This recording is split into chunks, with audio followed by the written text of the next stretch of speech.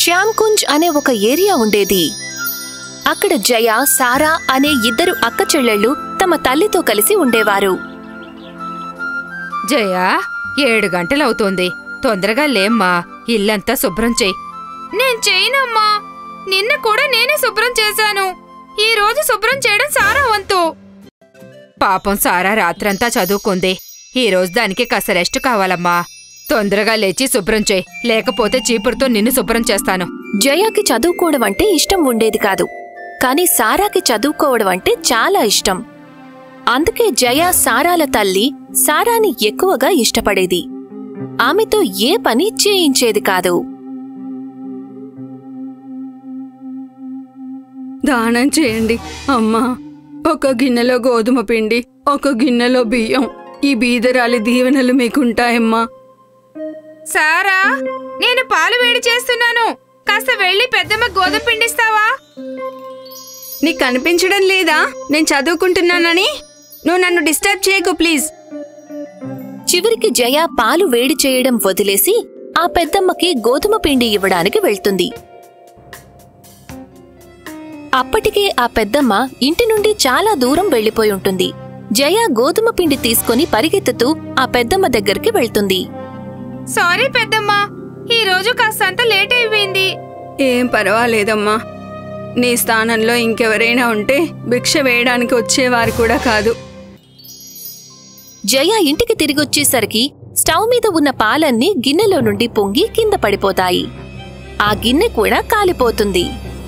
జయ తల్లి స్నానం చేసి బాత్రూంలో నుండి బయటికి వచ్చి నేల మీద పడి ఉన్న పాలన్నీ చూస్తుంది.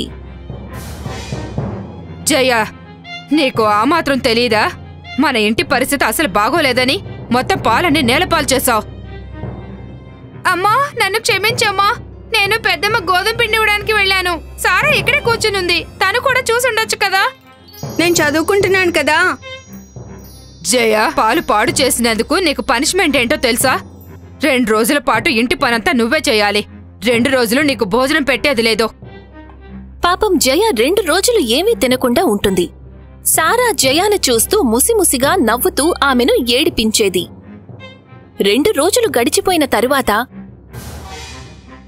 సారా తన బెడ్ మీద నిద్రపోతూ ఉండగా కోపంతో జయ సారా జడకి నిప్పు అంటిస్తుంది. దాంతో సారా జుట్టంతా కాలిపోయి ఆమె జుట్టు చిన్నదిగా అయిపోతుంది. అమ్మా, అమ్మా చూసావా నా జుట్టుని జయ ఎలా కాల్చేసిందో? తల్లికి చాలా కోపం వస్తుంది. ఆమె జయను ఊర్లో ఉన్న తన నానమ్మ దగ్గరికి పంపించేయాలని నిర్ణయించుకుంటుంది. నిన్ను నా దగ్గర చదివించి డబ్బంతా పాడు చేయడం నాకిష్టం లేదు. నువ్వు ఊరికి వెళ్ళిపోయి అక్కడే ఉండు. జయ చిన్నప్పటి నుండి ఊర్లోనే పెరుగుతుంది. అక్కడ చదువు కూడా సరిగ్గా సాగలేదు. సారా సిటీలో ఉంటూ చదువుకుంటుంది. తర్వాత టీచర్ అవుతుంది. జయాని తన నానమ్మ, తాతయ్యలు చాలా ప్రేమించేవారు. కాని ఇప్పుడు వాళ్ళిద్దరూ చనిపోతారు. వాళ్లు చనిపోయిన తరువాత జయని ఆమె అత్తయ్య, మామయ్యలు ఇంట్లో నుండి వెళ్లగొడతారు. మేము నీ ఖర్చులు భరించలేం. ఇక నువ్వు మీ ఇంటికి వెళ్ళిపోమ్మా. జయ మళ్లీ తన ఇంటికి వచ్చేసరికి తన తల్లి కూడా చనిపోయిందని, సారా తనకి నచ్చిన అబ్బాయిని పెళ్లి చేసుకుని ఉంటుందని తెలుస్తుంది. జయ, ఇక్కడికేం చేద్దామని వచ్చావు? ఇప్పుడిక్కడ నీకేమీ లేదు కదా. అత్తయ్య, మావయ్యలు నన్ను ఊరు నుండి వెళ్ళగొట్టారు. ఉండటానికి నాకు ఎక్కడైనా చిన్న నీడ కావాలి. నాకు కూడా పెళ్లి చేసుకోవాలనుంది.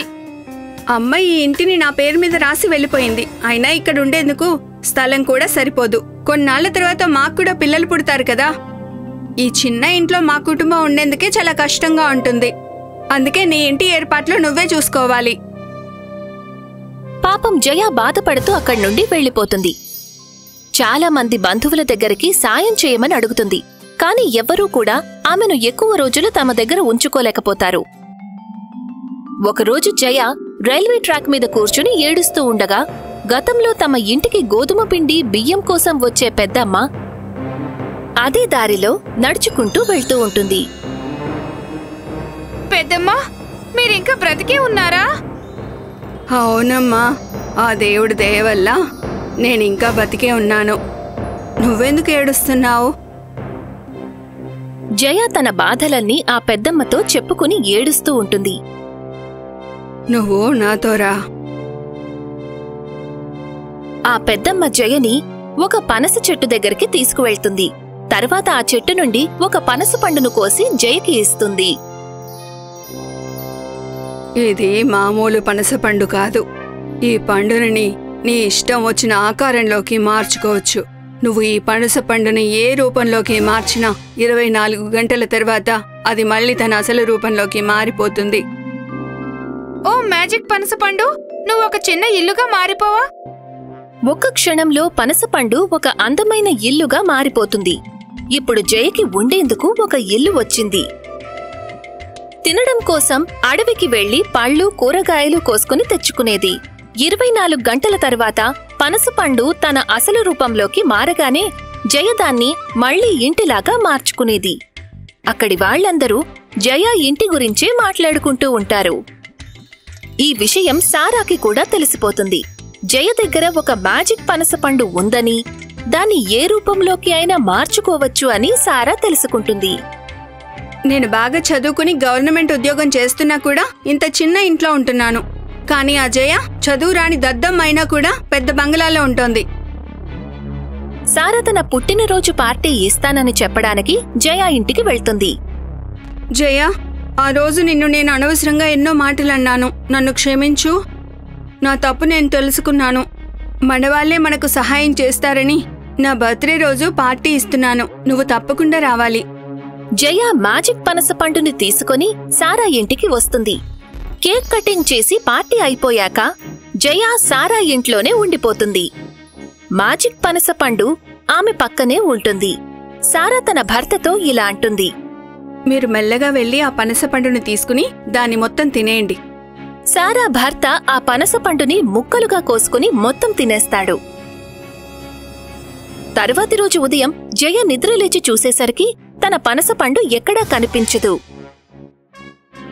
సారా, నా పక్కన మ్యాజిక్ పనసపండుని పెట్టుకున్నాను. నువ్వేమైనా దాన్ని చూసావా? లేదే, నేనైతే ఏం చూడలేదు.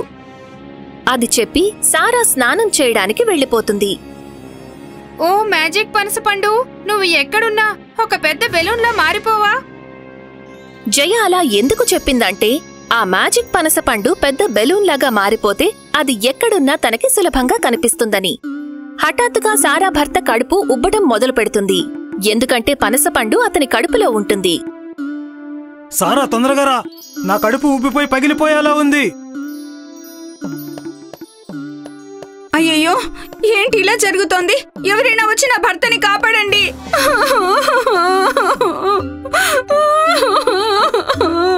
నువ్వేమైనా నా పనసపండుని తిన్నావా? అవును, నన్ను క్షమించు. నేనే నీ పనసపండుని తిన్నాను.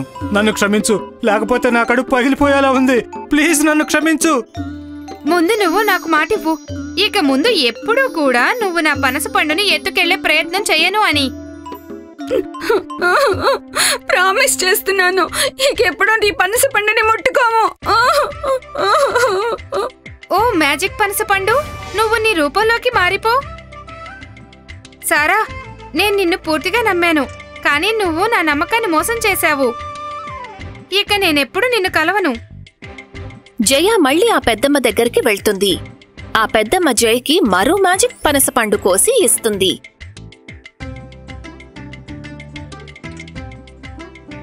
అప్పటి నుండి జయ తన జీవితాన్ని సంతోషంగా గడుపుతూ ఉంటుంది.